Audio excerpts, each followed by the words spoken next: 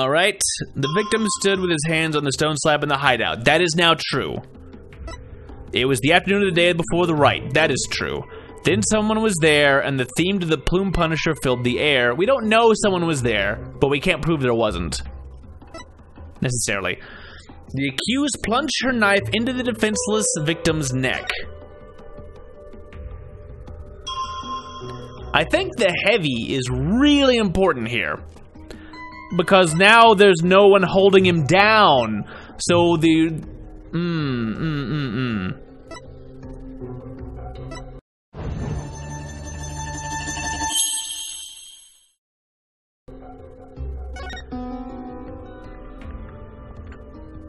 I'm gonna try this. This might be wrong.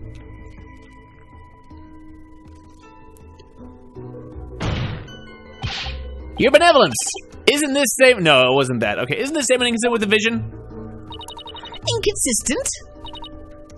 I think not. Exactly. That's where the inconsistency lies.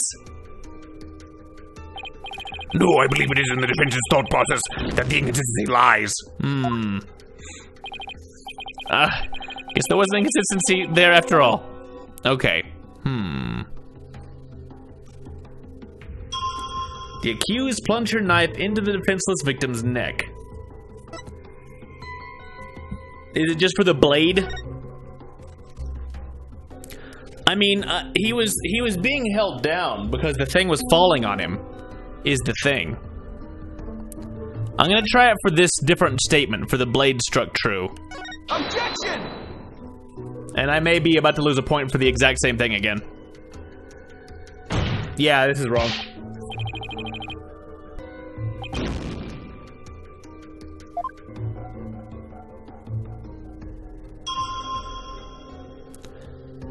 He's feeling a lot of pain, but he can still see right here.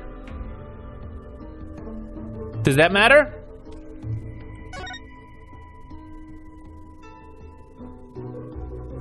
Objection! I've tried the heavy word twice.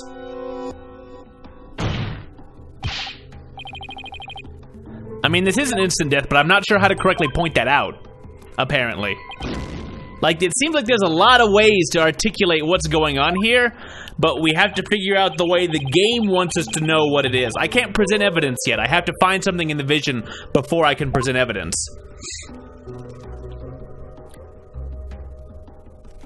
I think. What does that do? Oh, it's a consultation. I can't find any inconsistencies, Maya. Don't give up yet, Nick. I mean, what about that insight?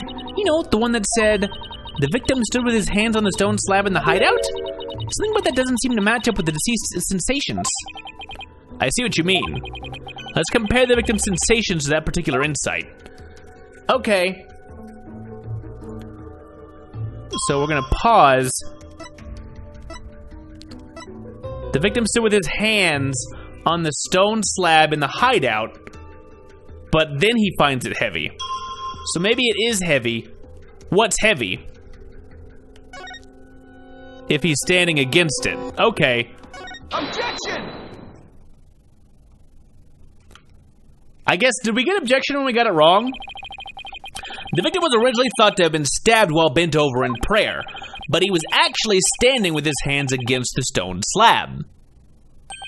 So the question is, where did the sensation of something heavy come from? Yes, I see your point. So, okay, that's what we were trying to get to. It was just being really weird there. Since the victim was standing, he couldn't have been held down. Eep! Then tell us, Mr. Wright, what was that heavy sensation felt by the victim? What caused the heavy sensation Zealot felt? Any thoughts, Maya? I agree that sense of heaviness seems important, but there's also the matter of Zealot's hands on the stone slab. Why were they even there? Could it be related to the cause of the heavy sensation? Well, Mr. Wright, do you have an answer for us? Of course. If I just envision the state Zealot was in when he was killed. The cause of the heaviness the victim felt was the falling stone slab.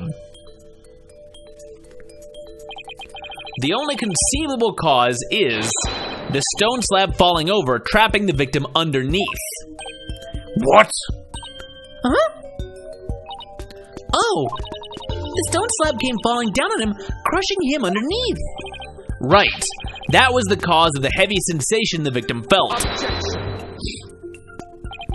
While your theory is impressive, you have overlooked a key fact. The victim was not crushed to death. Rather, he was stabbed. Oh yeah. Or do you claim the dagger was plunged in after the slab had fallen on him? Well, it didn't cause much blood to fall out.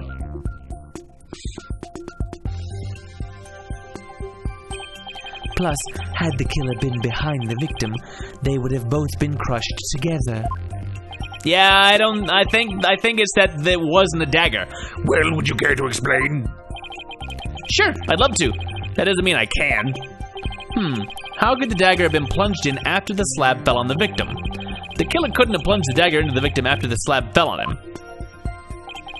But what if the murder weapon wasn't what we thought it was? Well, there were other weapons in the rebel hideout. But the entrance to the hideout is right by the stone slab. There isn't enough space between the two to use any of the weapons found within. This is dumb. This is bad logic, even for this. I don't know. Yeah, there's not much space by the entrance, is there? So what was the real murder weapon then? I better think of something. The murder weapon wasn't the dagger. Then the dagger must have been plunged into the victim after he was already dead. That means he was stabbed at least twice, but the autopsy doesn't mention that. Then he must have been stabbed in the same spot with something shaped like the dagger. He fell into the statue, that's why it's all bloody. He was being crushed into the Warbad statue, and the knife and the bladed weapons on that went into it. Would the defense care to offer an explanation sometime this century? The door was flipped around. We don't see it here right now. Wait, wasn't there something dagger-like near the scene of the crime? Something that had a shape similar to the Warbad dagger.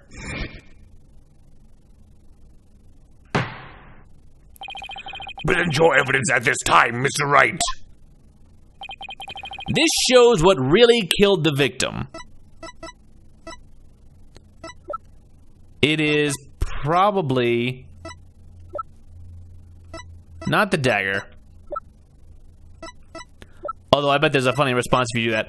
I'm trying to think if I show the inner sanctum photo that has the blood all over the statue, or the inner sanctum diagram that has that. Yeah, we'll show the picture. We'll try that first. Oh, hopefully they're not super picky. Is this not the photo from the scene of the High Priest's murder? Are you suggesting the murder weapon is hidden herein? This is what really took Perez-a-Lot's life. It is the statue. Take that! But that is the Warbad statue! Exactly. The Warbad statue has dagger-like feathers protruding from it. That is what really took the victim's life. You imbecilic fool. The statue is outside of the hideout. How do you propose to impale someone who was inside?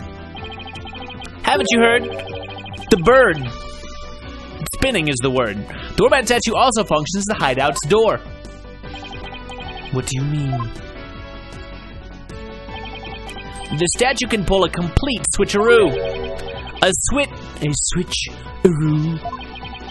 To put it simply, it's a revolving door.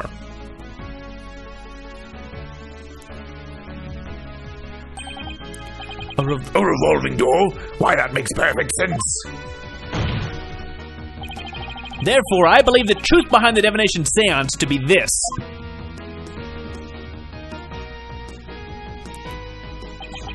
As the victim entered the secret hideout, the stone sculpture came toppling toward him. He threw up his hands to stop it, but its weight forced him backwards. Unfortunately, the Warbad statue was right behind him. This cannot be! So, Was it just an accident? Perhaps. But the accused's fingerprints were found on the dagger. She had held it while rehearsing for the rite, which is when her prints got on it. Gah. This is a shocking turn of events, but there is a great deal of circumstantial evidence in the defense's favor. I believe we must accept that the Warbat statue was what killed the victim.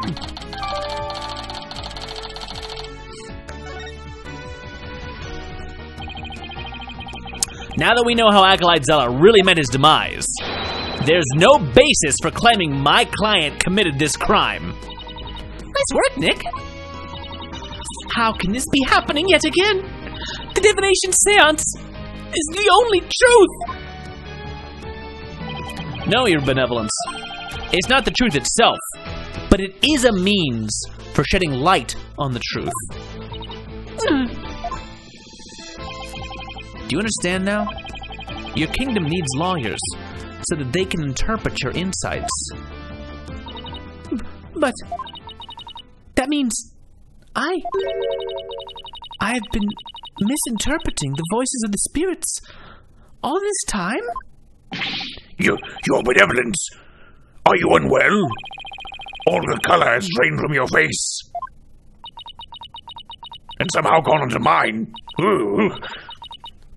I will be fine.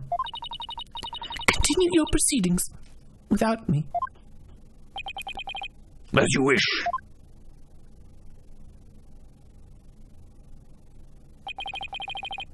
I feel kind of bad for her. Now then, I would have the defense continue. Please explain what you have learned, now that we know how the victim actually died. Acolyte Zealot was killed in the hideout before the High Priest's murder. That means the body found at the Plaza of Devotion was moved there by the real killer. But only after the Warbat dagger was thrust into him, to make it look like the murder weapon. That does seem to agree with what we now know. But why would the real killer go to such lengths? I believe stabbing Acolyte Zealot's body with the dagger and moving it to the plaza was to make it look like a serial murder. Yes?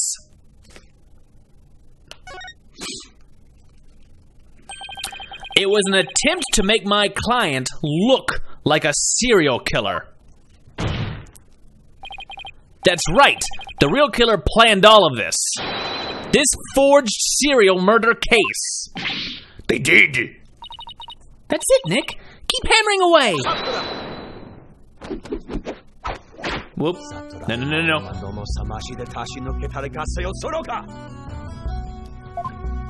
Don't hit me with beats. Don't hit me with beats.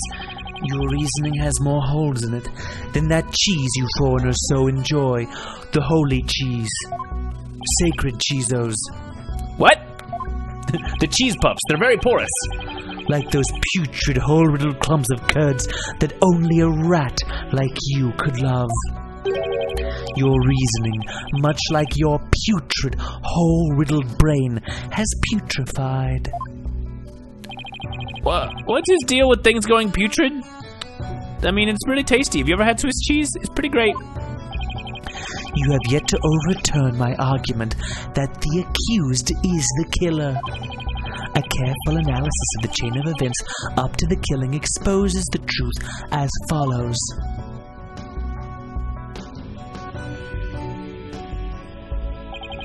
Disguised as Lady Kira, the accused found the rebel hideout the day before the rite.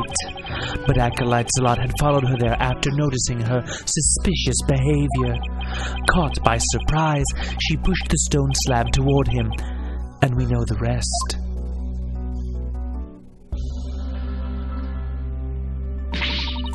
I've never been to the rebel hideout in my life! When the High Priest arrived at the sanctum the next day, he realized what she had done.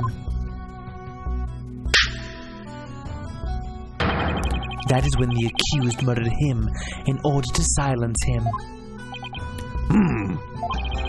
I believe Prosecutor Sadmony has posed a compelling scenario. The defense, on the other hand, has yet to disprove the accused's guilt. Objection! Why would my client move Acolyte Zlot's body to where everyone could see it? And why would she stab the dagger with her fingerprints into his dead body? She had no reason to do any of those things. The dagger in his corpse was likely a warning to the rebels. Something along the lines of Lady Kira will slay the defiant dragons.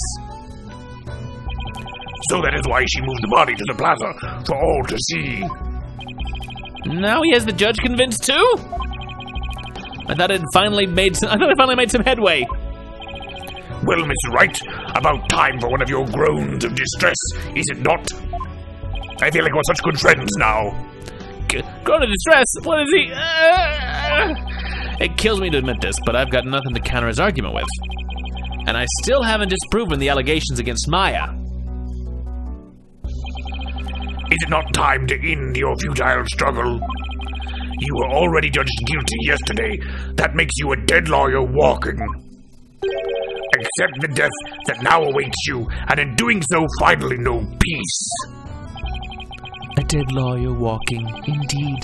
Then again, are not all lawyers who practice in Kurain? But I must admit, I misspoke earlier. Allow me to amend my statement. I had said the defense's reasoning had a putrid cheese-like smell. But I now realize the stench was from his own putrid body on the verge of death. Now I'm a rotting zombie. Brah. Think. Who could have killed Zealot the day before the rite? Who knew about the rebel hideout and could gain access to the inner sanctum? Only those involved with the rite can enter the sanctum, so... Wait a second. Only a rebel would have known about the secret hideout. And the only person who was involved with that rite had access to the sanctum and was suspected of being a rebel is... Ah! Did somebody come to mind? Yes, except there's one huge problem. A huge problem? What are you two going on about? Plotting your escape from this sacred hall? I would not put it past you, considering you have no means to raise further objection. If I don't do something, Prosecutor Sadmadi will have this one in the bag. I'll just have to bluff my way out of this, regardless of that huge problem. Your Majesty, I believe there is another suspect in Perez Alot's murder. Even the most benevolent Holy Mother would not forgive such a desperate lie. After all, you know very well that such a person does not exist. No, there is one person who knew everything. Does such a figure truly exist? Tell us, who might that be? I believe the prime suspect in Acolyte Zlot's murder is I'll be your guide, 9-year-old tour guide. No, I actually think the people who we know are rebels, the people who have access to it, the holy site, would really have to be Tarust, right? Problem is, then he died later. It had to be someone allowed to enter the sanctum and who knew of the hideout, and that would be the High Priest. He could have committed the crime if it occurred the day before the rite, as he was still alive at the time. You would pin a crime upon the dead, knowing very well they tell no tales? They do kind of tell tales. We have the Divination Séance, right? Have you no shame? Dead men tell no tales. That is definitely a problem. If only the High Priest could tell his side of the story. If only we had some kind of proxy who could speak for or as the High Priest that we could then draw in as a witness. Well, what? Do I have something on my face? Wait a second. Could this actually work? Oh no, don't tell me I have some of my breakfast caught between my teeth. No, if there's even the slightest possibility, I'll have to go with it. Your Majesty, dead men do tell tales. Therefore, I would like to request the High Priest's testimony. His testimony? And just how do you propose we get the deceased to testify? There's a way for the dead to testify. It's known as channeling. Oh, we're gonna actually get him. I was expecting the picture frames and his wife. Are we gonna call him the Queen? Summon him here by means of spirit channeling. What did you just say? Spirit channeling! Has this lawyer finally gone insane? This is sacrilege! May the Holy Mother strike him down! Peace! I am frankly astonished you even know of such a thing. We got somebody here. If the Queen won't come, we know somebody who can do it. She's sitting right next to me. But this could be bad for her in other ways. But spirit channeling is a secret art that only Her Eminence Queen Garan can perform. And Her Eminence is far too busy with other duties to perform it at our pleasure. I suspected as much. That means our only hope is...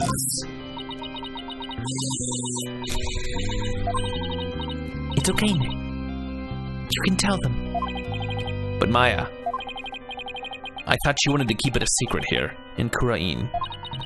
Don't worry. It's not like it's against the law or violates some religious precepts, so I don't think we'll be punished. At least I hope not. But this is a crucial period for you. It'll decide whether you become master of Kurain. We don't have any other choice now, do we? If I'm found guilty, it'll be a lot worse than not becoming master of Kurain. All right. Thanks, Maya. Actually, there is someone here who is capable of channeling spirits. But even Her Benevolence, Princess Rafa, finds the Divination Séance to be a challenge. Who could possibly have greater spiritual power than she, aside from the Queen? That would be... me. Is this some sort of a joke? A foreigner could not possibly have such power. Even the royal priestess is incapable of such a feat. We're all very angry! Peace, peace, I say. Is this true? Is the accused capable of performing the secret art of spirit channeling? Well, yes. Yes, I can. Now, Your Majesty, we'd like your permission to begin. Rafa? Hi. You put your robe back on. Nice to your benevolence. This is an outrage! An outrage, I say! First you make a mockery of the Divination Séance, and now spirit channeling? Her Benevolence speaks the truth! Spirit channeling is a sacred right! Oh, devils, I say they should be put to death immediately! Still your voices! Barbed head, spirit channeling is a most sacred and secret of arts. Are you prepared to face the consequences of what you propose? Yes, I am. Your Benevolence, are you saying you approve of their use of spirit channeling? I will judge whether their claim is true. If this is but another of their lies, they shall be executed on the spot. Very well then. Your Benevolence, one of the accused accidentally calls forth an evil spirit, a kind of bad ghost, a yokai man. Do you truly believe this foreigner is capable of channeling any spirit at all? Oh, no, but I wanted to be sure, as I am responsible, in some degree, for the safety of all present, and I'm not very scared, don't want it. Well, an inexperienced practitioner could inadvertently call forth a dangerous spirit. But do not fear, for I have a Magatama of parting.